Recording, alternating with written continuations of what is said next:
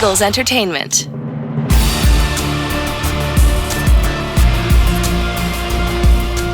Welcome, Eagles everywhere, to the Eagles Insider Podcast presented by Lincoln Financial Group. Eagles Insider Dave Spadaro with you on this Monday, and it's just, we're getting there, okay? It's been a while here. You know, these training camps around the NFL are totally different. It's acclimations, really. It's making up for lost time from the spring. We're going to get into that a little bit later in the podcast.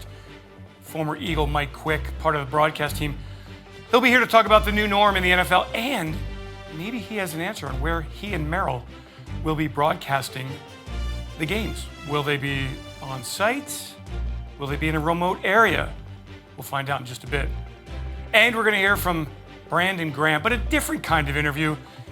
A little bit of personality from Brandon Graham. We know what he's got going on here. 11 years with the Eagles and one of the greats.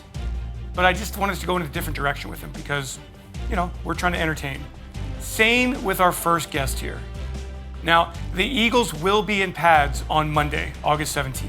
And later in this week, they're going to go through a little bit more of a workout kind of scenario. No contact, no pads, but a bit more tempo. And so we're going to find out about Big Play Slay, Darius Slay, acquired by the Eagles in a trade from Detroit. He's going to follow offense's best wide receivers. We heard that from Jim Schwartz already. We know that. But what about making the jump into a new team, a new locker room, a new building, a new city? That's the big question here. The Eagles defense has a lot of different faces. Slay and Nikel Roby-Coleman, Will Parks, Javon Hargrave. The Eagles losing one of those players that they signed in the offseason, linebacker Jatavis Brown, on the reserve retired list. That move announced on Sunday. As the Eagles welcome back Nathan Gary from the COVID list, they lose Jatavis Brown. But he's gone, and we wish him the best of luck. We didn't even get to know him. We're focused on what is here. And what is here is number 24, Darius Big Play Slay, in this exclusive one-on-one. We are so excited to welcome in our guest here, cornerback Darius Slay. Hello, Eagles fans. I'm Insider Dave Spadaro. And Darius, I know you've answered this week the football questions. Let's talk a little bit about your experience walking into the building and kind of just becoming a Philadelphia Eagle the moment that it actually hit. Can you take me through that experience? It's a great experience, man, walking in the building. You know, it's a great feeling, man. I'm blessed to be a part of this organization, man. I'm here, and I'm looking forward to having fun. Does it feel different than Detroit? It's a lot of difference. I like the feeling that they have. You know, they let you be yourself and let you just be who you are. Is the feeling is it excitement? Is it expectation? Is it aggressiveness? Is it camaraderie? Like, how would you describe it further? It's a lot of excitement. Now, I don't put no expectations on myself because of the fact that, you know, whatever the Lord blessed me with, that's what I'm going to have. You know, he already written this up before I even knew. So that's what kind of guy I am. But I'm just excited, man. I'm excited for a new start, new journey, new team, new color. Green is my favorite color. So I'm looking forward to it. Darius, I know that you knew a lot of the players prior to getting here, but how do you get comfortable and assert yourself in a locker room? Do you walk in and go, hey, I'm Big Play Slay, or are you kind of because you have a lot of personality, so how do you do it? Man, I just, most people know me, you know, I'm kind of real respected around the league, which is a great thing, and yeah, man, I just come in there and just be myself. You know, I'm a goofy guy, you know, humble guy, blessed, fortunate, and yeah, I'm a big play for sure, you know. Not too many people call me Darius, man, but my grandma, so there's always Big Play or Slay. Okay. All right, we'll do that. So Big Play, you tell me about the locker room. Who is the biggest jokester that you know so far in the Eagles locker room? Right now, Sewell. Sewell okay. is by far. Douglas, okay. He's so funny right now. He's trying to compete with me with the jokes, but I'm winning right now. All right, who's got the sloppiest locker? If you're too sloppy, I ain't go too close to you. Who's the quietest guy that you've met on the team? Well, that's one thing I say is not too many quiet guys because of the fact that it just feel like you got like the energy. You know, people are not afraid to be themselves. So I guess people that like to talk, they talk. So it's not really a good quiet guy here yet. Big Play, when you walked past the Lombardi Trophy, did you at all have a moment with that? I had a moment. You know, I just looked at him like I need one, and I love to feel that confetti fall on me. How is the football side coming along, and just in terms of getting the X's and O's down and getting used to Jim Schwartz again? No, it's good. It's going good, man. We just learning, man, day by day, man. I'm trying to get 1% better each day, and it's working. The guys are wheeling me in, teaching me everything I need to know. So these guys with me, man, and I'm with them, and I'm gonna make sure I get them all. Who does the best Jim Schwartz impersonation in the locker room? Or does nobody impersonate him? Nobody ain't do it yet, but I know for a fact I could do it pretty good. Is it the way he walks? Is it the way he talks? It's the walk. If you don't got the walk down, it's nothing else. If anybody can walk like Schwartz, they're going to know they're talking about Schwartz. Are you looking forward to getting pads on and getting out to really playing some football? Yeah, I'm looking forward to it, man. It's been a long time, man. So we all looking forward to it, but we go ease in as we can, for our bodies, because our body is what get us going. So we're looking forward to it, man. We ready to compete. Do you think kind of maybe in the big picture, you've been in the league for a little while here, that I know nobody wanted this, but the fact that you didn't have to go through spring and go through all those reps, that you go into the season feeling fresher? Yeah, a little bit. You feel a lot better. Definitely if you took care of your body. Me being in the league 8 years, I kind of understand how my body feel, what I need to get prepared for what I need to do. So it feels good, man. Ain't too many OTAs I miss, so it's been a good feeling. Now, I know, in the NBA, they're in the bubble, so when they're all done, I imagine they're having a good time with each other. What are you doing to have a good time with your teammates when you're not playing football? We just chop it up, talk to each other, man. Family talk. A lot of us got family, a lot of us got kids. Just meeting each other, basically like a meet and greet. And, I found a lot of interesting things about my teammates, man. So I have a great time learning these dudes, man. I'm having a great, awesome time. Like I said, I appreciate them guys accepting me in and taking me in and accepting that role for me to do. And I'm looking forward to keep meeting them. I want to ask you about who wins the NBA championship in just a moment. But before that, you established an academic center. And I wonder if you can kind of take me through that story, why you did that, what you learned about running a business here, and how it kind of changed your life. My center back in Georgia. Yes. Just to help kids. I'm a big role model in my city, and that's what I wanted to do. I wanted to help kids stay out the streets and be somebody. Because I was one of them kids that been down that road and was told that I wasn't gonna be nothing. Had a kid at 15, told me I ain't had nothing to do. So I just gave him a way out. I let him know that it's a possible way out of there.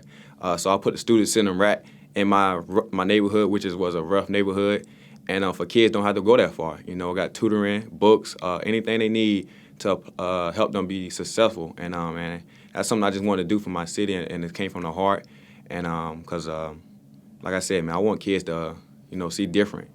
What kind of impact are you seeing, Darius, with that? Real big impact. I sent off at least 100 kids to school for college. Then I got a soccer program. Some get scholarships for soccer.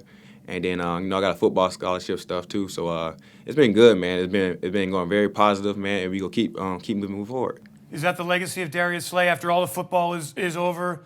That you're making a difference in your community? Yeah, that's a must. Like I said, you won't be nobody without giving off knowledge.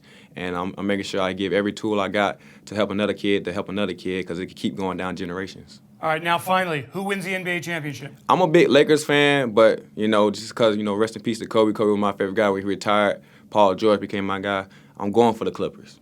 Okay, so the Clippers over the Lakers, the Battle of L.A. Mm-hmm. Big Play Slay, thank you so much for joining. Have a great training camp. Can't wait to see you in Eagles green on the field. I appreciate you. Thank you. Thank you. And now for the longest tenured Eagle on the defensive side of the football. Kind of remarkable, right? First-round draft pick in 2010. Brandon Graham's career got off to a bit of a rocky start. Injured that first year. He's really come on strong. To the point now where only 4 Eagles defensive players since 1970 have played more than his 143 games in an Eagles uniform. Brandon Graham, always entertaining, a leader on and off the field, and one of the most popular Eagles in the last generation of players. Again, one-on-one time with number 55. We know Brandon Graham in his 11th year with the Philadelphia Eagles. In this segment, we're going to talk about some things that maybe you don't know about Brandon Graham. Hello, everyone. Welcome. I'm Insider Dave Spadaro. BG, looking good with that mask on. How is this new normal training camp? You know what, man? It's cool. It's not as bad as I thought it was gonna be, and I just think that organization did a great job, top-notch job on just preparing for this and getting ready for us to come in this building because, I feel safe in here. I feel good. I feel like, they really taking things serious and, they want to protect themselves just as much as they want to protect us. So, man, it's been fun. It's been a lot of fun. What are the keys to getting in shape for a football season now that we're doing it differently now? I mean, are there things you can do now that you're doing now that maybe you'll do for the rest of your career? Just pushing through things, like pushing through that just when you're getting tired, you got to build your mindset up. You got to keep on pushing through because once you put the pads on, that's a different time, to get in shape too. You think you've been in shape because you're killing the runs and stuff, but now you're playing football, you're getting people to lean on you, and, it's just a different feeling than what you've been doing. So I'm excited, man, because I think your strength coach and your coaches definitely know what it takes, and we're blessed to be able to have a great strength coach and coaches, to be able to make sure that we are ready for first game. Final football question before we have some fun. Do you have any sense at all what this defense can accomplish in 2020? Man, we could be as great as we want to be. Right now, I'm telling you, so far so good. The attention to detail, the people in the back end working well together. I love their room because it seemed like Darius Slay and all those guys just already got familiar with, like Rodney McLeod and those guys. It seemed like they've been together for a long time already. And, man, I'm just excited for them in the back end, excited for the linebackers with Nathan Gary. You got T.J. Edwards. You got all kind of guys, man, that I feel just want to prove themselves. And so if we collectively choose to go out there every day and get better and not point the finger at nobody, just know that we all are trying to achieve one goal. You got to just hold yourself accountable, and we'll hold you accountable too if we see things. But I just believe, man, we got a bunch of hungry dogs, for real. All right, let's have some fun, BG. One of the traditions of training camp is always the rookies have to sing. Has that happened? Can you tell us who's got a great voice, who needs some work on their voice? What kind of stuff you doing with these young guys? Right now, the young guys just making sure the room is stocked up with goodies. You know what I'm saying? And then when we get to training camp on the 17th, when we put the pads on, of course, people going to be carrying pads and doing stuff like that. But Doug hasn't started the talent show just yet, so I don't know who's our good singers. Jordan Malata was the best one so far because, it seemed like he be in his room singing for real all the time because he hit us with some vocals, man, and I was like, what you doing playing football? You should be out there singing. BG, 2010 first-round draft pick. Who you started that year at times? Who started? Name the other guys who were starters on that team. Do you remember? It was Trent Cole, Jaquay Parker. Then you got Broderick Bunkley, Mike Patterson. Those was the starters in the beginning. Yeah. And then I ended up, starting over Jaquay by the first game. Everything was cool. And then, injuries started to come in. Little nicks in here, so I ended up losing my spot after the third game because I had a high ankle sprain, and then came back against San Fran, strip sack. We won. We was out there. 2010, Quentin Michael scooped it up, touchdown at the end, and then I tore my knee. And then, man, it's been uphill ever since, but that was the toughest thing I feel like I had to deal with in my career because I haven't dealt with injuries where I had to go under the needle with a knife to get surgery for anything at that point. But I fought through it, man, won a Super Bowl, trying to win another one. Do you remember, BG, your first quarterback sack? Yep, it was against the Lions. Yeah. It was against the Lions. I ended up folding back in, and who was the quarterback? It wasn't. It was Sean Hill. Sean Hill. Yep. That's who it was. Okay. Yep. And so, I can remember that, man. And I ended up getting hurt that game too. I didn't play. I didn't finish the rest of that game because I had a back spasm. But like I said, man, it was cool because I was in Detroit, first game in Detroit, and my first sack. So, man, it was special. At the top of the Brandon Graham bucket list is getting behind the wheel and driving a NASCAR automobile. Why is that, number one? And then number two, are auto racers athletes? I don't know if they're athletes or not, but I know they're pretty good at driving, and they got a good feel for hitting those corners at max speed. So I'm just I would love to just be in one. I don't have to actually drive it, but just to feel what that power of how they feel when they're racing. Are professional bowlers athletes? Yeah, okay. I do. I believe, it takes skill, man. Go out there and try to bowl if you want to and keep that thing straight and hitting strikes all the time. I mean, it's a technique to it all. And I think that they master their technique, and that's just what they do every day. So I don't knock nobody that got to hustle every day and, got to grind every day just to get perfect at something. So I will say that they're athletes. All right, then is throwing darts an athletic event? It is, man. You got to be special to be able to hit that bullseye, man. Like some dudes, they really good. Like you got a Steph Curry who hitting shots everywhere. Golf shots, basketball shots, shots just in the garbage can. Like these guys is special, man. It's like they muscle memory is just is really good. I feel like if I practice darts a lot too, if I was out at bars and that was my thing, I'd be sweet at it too because I'm gonna take it serious. BG, you've played 143 games with this defense. Only 4 Eagles have played more than that since 1970 defensively. I wonder what significance that number is to you. Man, that feels so good, man. But you know what? I got to get up on that wall. I got to get that Pro Bowl. I want to be on the first team All-Pro. I got to get some more awards, man, that I'm chasing before they push me out. Because I'm going to go out with a fight, you know what I'm saying? And so I'm definitely excited for this year. I'm excited to lead these boys, man, and let these boys, just see what it's like to, just to push to be great. Because that's what I'm striving for, to be great. BG, final question. When you wake up in the morning, what motivates you? My kids, my family, my wife, just them seeing me out there on that field when it's time, knowing how much work I put in. Even if I was just when I'm done, when I work for somebody else, doing something else, it's just that daily grind, and then you see the fruits of it, because of how hard it was during this time. But here's the fruit of it at the end. It's a light at every tunnel, at the end of every tunnel. You just got to believe it's there, and man, my family is definitely my motivation. Brandon Graham, thanks so much. Can't wait to see you on the field soon, and let's get ready for September 13th at Washington, NFC East. Let's go, baby. Let's go, baby. Brandon Graham, thanks so much for joining.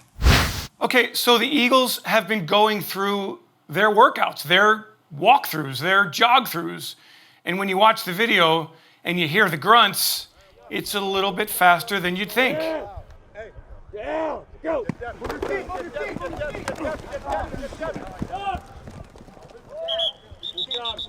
But there's certainly kind of an air of mystery to all of this working out, this practice. I haven't seen anything. I'm in Tier 3. I'm in the building, though, but that's about it.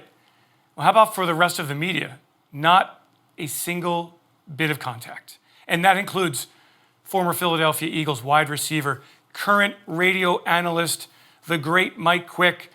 And I wondered if this kind of training camp and this kind of preparation for a season would strike a chord with Quick, who was notorious in his time in Philadelphia for not exactly loving training camp. In fact, he kind of skipped more than he attended. That's something we laugh about here. Mike Quick talking about that and what's in store for Merrill and Mike in 2020.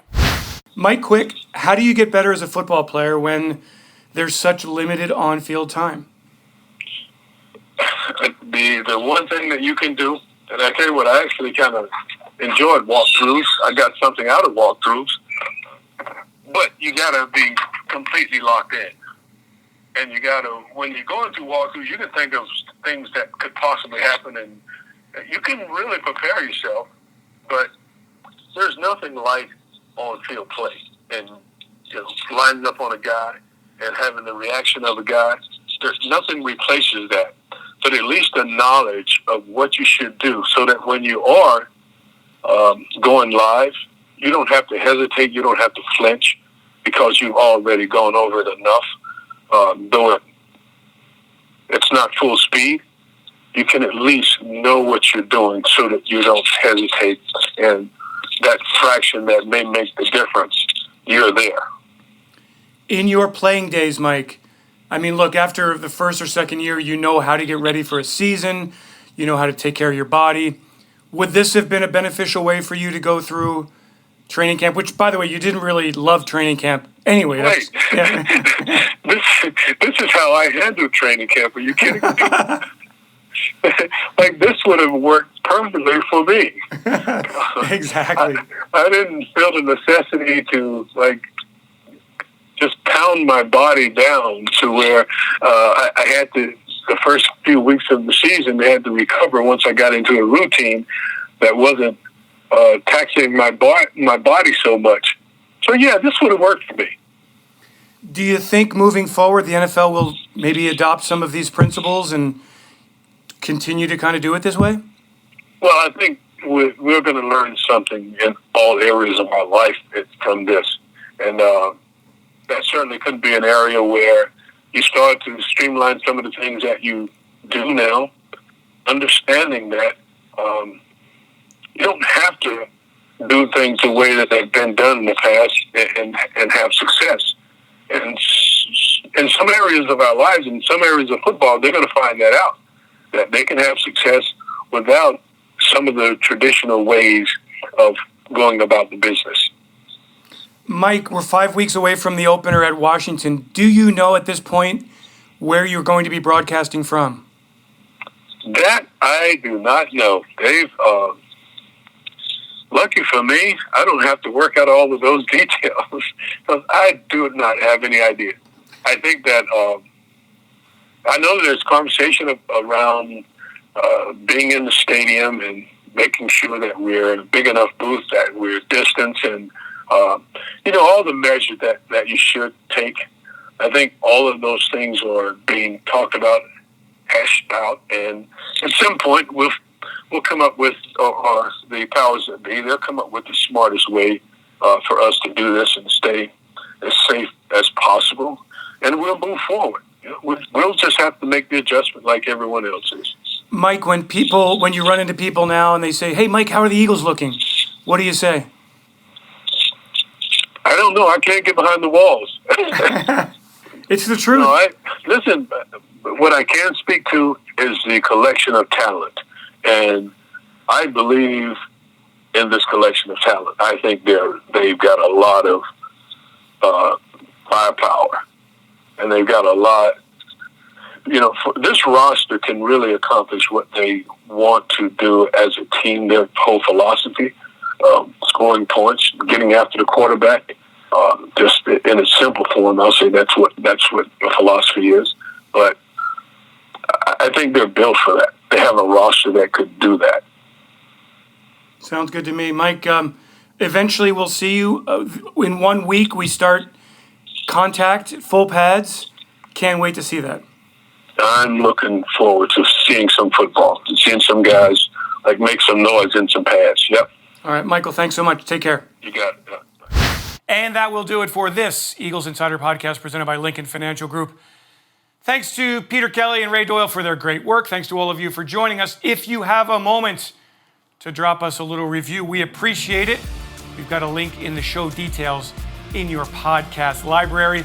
Those 5-star reviews really do help us, and they help others find the podcast. So any review, comment you have, much appreciated. And again, thank you all so much for joining us here on the Eagles Insider Podcast, presented by Lincoln Financial Group. Insider Dave Spadaro saying, have yourselves a great Eagles day, and fly, Eagles, fly. C-A-T-L-E-S, Eagles!